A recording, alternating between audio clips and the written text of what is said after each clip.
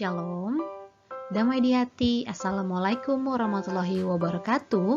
Om Swastiastu, Namo Buddhaya, salam kebajikan. Setelah pada video sebelumnya kalian telah mempelajari tentang menentukan unsur-unsur teks berita, saat ini kita akan masuk pada meringkas, menyimpulkan, dan menanggapi isi teks berita dengan kompetensi dasar yaitu 4.1 menyimpulkan isi berita, membanggakan dan memotivasi yang dibaca dan didengar. Setelah mempelajari materi ini, kamu diharapkan mampu. Yang pertama, mampu meringkas pokok-pokok isi berita yang dibaca dan didengar. Yang kedua, mampu menyimpulkan pokok-pokok isi berita yang dibaca dan didengar. Dan yang ketiga, mampu memberikan tanggapan berdasarkan berita yang dibaca dan didengar. Ringkasan. Pengertian ringkasan. Ringkasan adalah suatu penyajian karangan atau tulisan dalam bentuk yang lebih ringkas atau singkat dengan tetap mempertahankan urutan tertentu, baik isi maupun sudut pandang, dari karangan atau tulisan yang diringkas tersebut. Perhatikan cuplikan teks berikut.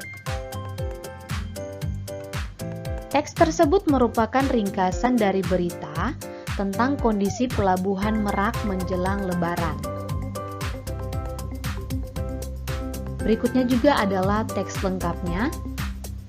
Nah, teks yang ada pada kolom berwarna pink adalah teks yang disusun berdasarkan unsur-unsur pokoknya.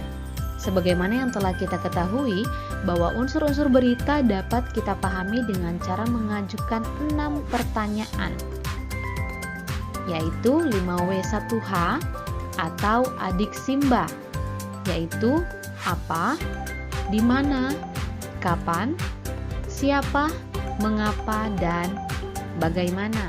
Keenam kata tanya itulah yang dapat memadukan kita di dalam menemukan unsur-unsur berita tersebut.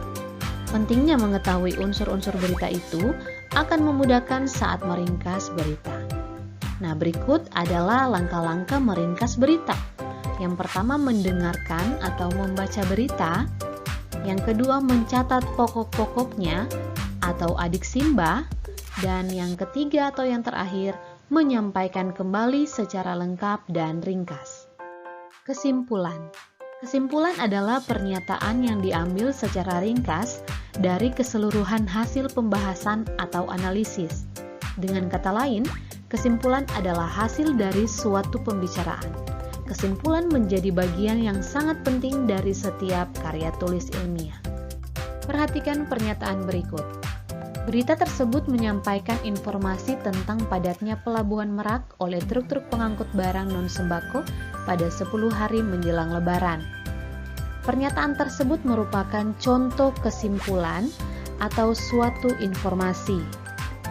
Nah, di dalam kesimpulan harus memuat unsur-unsur berita dengan rumusan lebih ringkas.